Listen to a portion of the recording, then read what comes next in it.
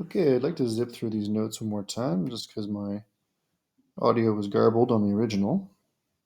So just quickly, I introduce absolute convergence. Give an example here of something that is absolutely convergent. Okay, I check the corresponding series of absolute values, and I get a familiar p-series, which is convergent. So the original is absolutely convergent. So this guy is absolutely convergent because this guy ended up being convergent. Okay, now I want to establish that if something is absolutely convergent, then therefore it is also convergent. So I start by assuming that I have an absolutely convergent series. And I do a technical trick here to prove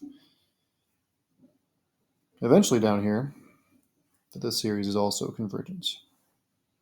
Okay, so from the assumption that it's absolutely convergent, I'm able to prove that it's convergent. Okay, so therefore, in general, absolute convergent implies convergence. And the technical trick, there's not really much to add there.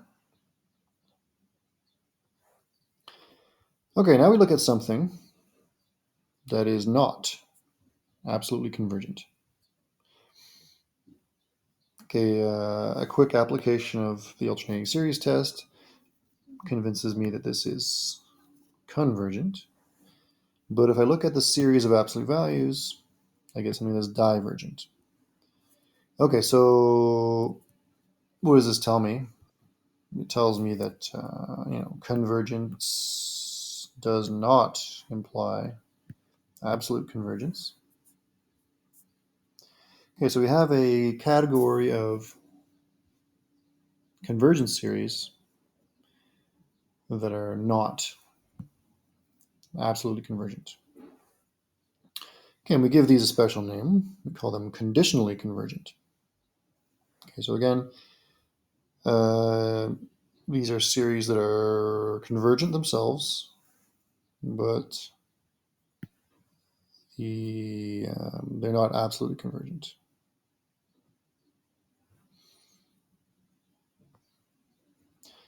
I'll give you a diagram here to show you how things break down. Okay, so every series falls into one of three categories. Every series is either divergent, conditionally convergent, or absolutely convergent. Okay, it's got to fall into one of those categories.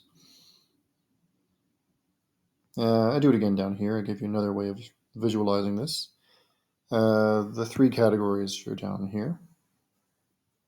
Okay, every series is divergent, conditionally convergent, or absolutely convergent.